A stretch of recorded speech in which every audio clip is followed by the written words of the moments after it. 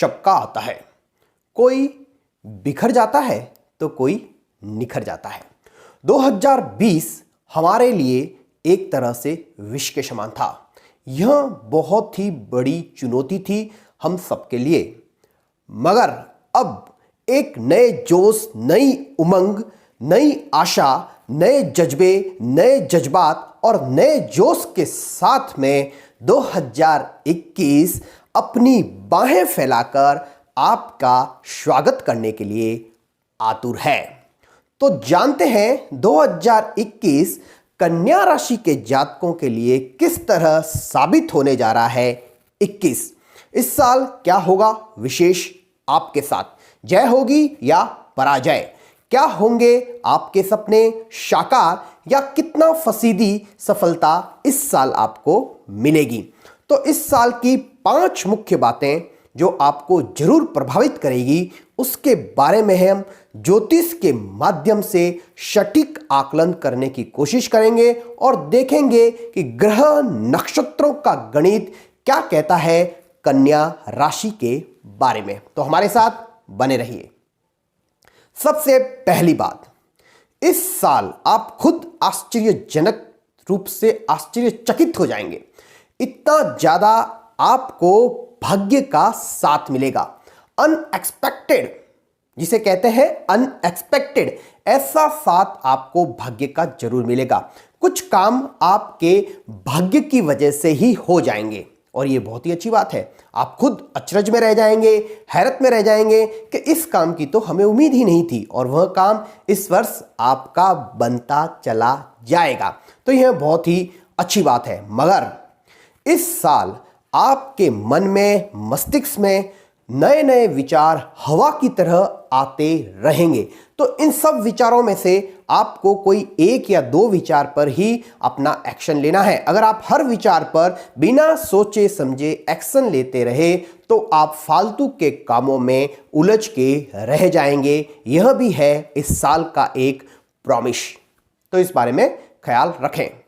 कोई भी नया बिजनेस या नया व्यापार आप शुरू जरूर कर सकते हैं इस साल, मगर पार्टनरशिप के मुद्दे या व्यापार के जितने भी मुद्दे हैं, इनमें इस वक्त अंधविश्वास बनाए रखना, जरूरत से ज्यादा विश्वास रखना आपके लिए हो सकता है इस वर्ष घातक। कोई पुराना व्यापार जो नहीं चल रहा था या जिसकी वजह से आप हो रहे थे प्रताड़ित और उसे करना चाह रहे थे good bye, tata bye bye, तो इस साल जरूर कह देंगे आप ऐसे बिजनेस को टाटा बाय बाय। मतलब कोई ना कोई बिजनेस जिससे आप परेशान थे उसे इस वर्ष आप समाप्त कर सकते हैं। नए बिजनेस की शुरुआत नए पार्टनर के साथ अगर करने जा रहे हैं तो ज्योतिषीय परामर्श लेने की आपको अत्यंत आवश्यकता है। अगर आप रखेंगे अंधविश्वास या फिर करेंगे पूरा विश्वास आंखें मूंद पर, तो आपके लिए यह साल थोड़ा सा बिजनेस के मामले में घातक सिद्ध हो सकता है। इस वर्ष आपका पूरा फोकस अपना फाइनेंशियल प्लानिंग करने की तरफ रहेगा। पैसे कमाने के बहुत ज्यादा अवसर आपको जरूर मिलेंगे और यह एक बहुत ही अच्छी बात है। आप खुद भी पैसा कमा पाएंगे और परिवार के सहयोग से भी आपको कुछ न कुछ पैसा जरूर प्राप्त होगा।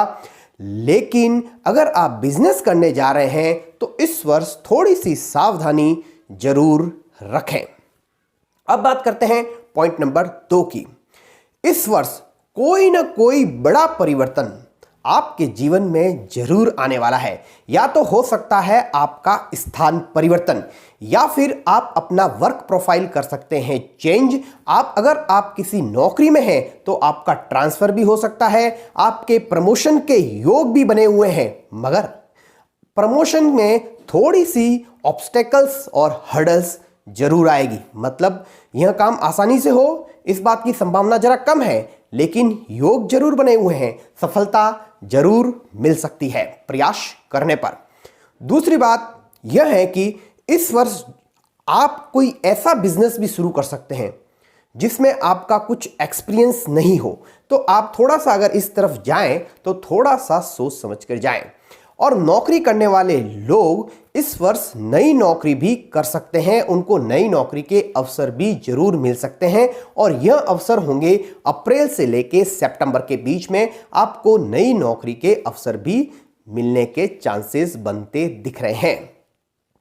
तो इस तरह से नौकरी करने वाले लोगों को यह साल बहुत ही अच्छा होने की संभावना है।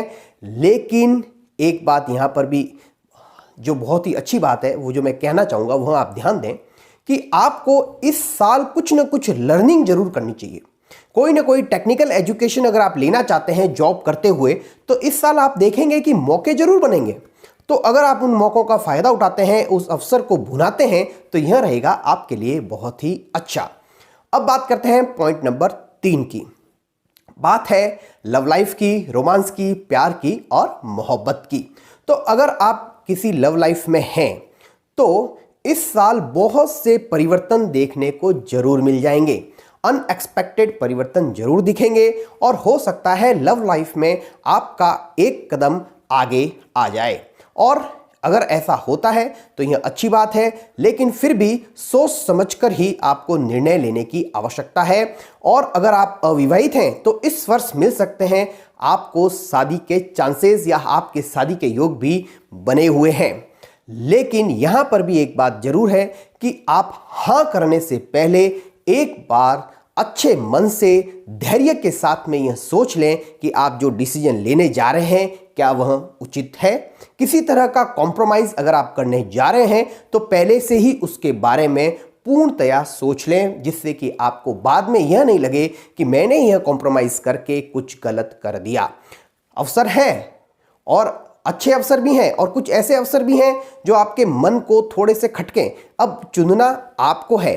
अब आप कितनी समझदारी से चुनते हैं यह डिपेंड करेगा आपके ऊपर, और दूसरा आपकी जो जन्म पत्री है उसके ऊपर भी। हम यहाँ पर केवल गोचर का फल दे रहे हैं, आपकी जन्म कुंडली के बारे में नहीं बता रहे हैं। तो इस वजह से हमें यह पता है कि अवसर है। अब आप कितना फायदा उठा पाते हैं यह आपकी जन्म कुंडली और आपके विवेक पर डिपेंड करेगा। अब बात करते हैं पारिवारिक मुद्दों की। तो इस वर्ष आपको परिवार का सहयोग भी मिलेगा और पारिवारिक मुद्दों पर आपका ध्यान भी पहले से ज़्यादा रहेगा। कुछ पारिवारिक मुद्दे को आपको कुछ ज़्यादा ही समय देने की आवश्यकता जरूर रहेगी। पारिवारिक या फैमिली मैटर्स में इस वर्ष आपका इन्वॉल्वमेंट कुछ ज़्यादा रहेगा, यह समय आपसे मांगेगा। अब बात करते हैं पॉइंट नंबर 4। अगर आप स्टूडेंट हैं और अगर आप पढ़ाई कर रहे हैं तो इस वर्ष आपको फोकस करने में, डिसिप्लिन रखने में बहुत ही ज़्यादा परेशानियों का अनुभव करना पड़ेगा। आपका ध्यान एंजॉय, एंटरटेनमेंट, टीवी, मोबाइल इनमें कुछ ज़्यादा रहने वाला है। पढ़ाई करने में दिक्कतें ज़्यादा आएगी। तो मेरा आपसे यह निवेदन है कि अपने फोकस को बनाए रखें।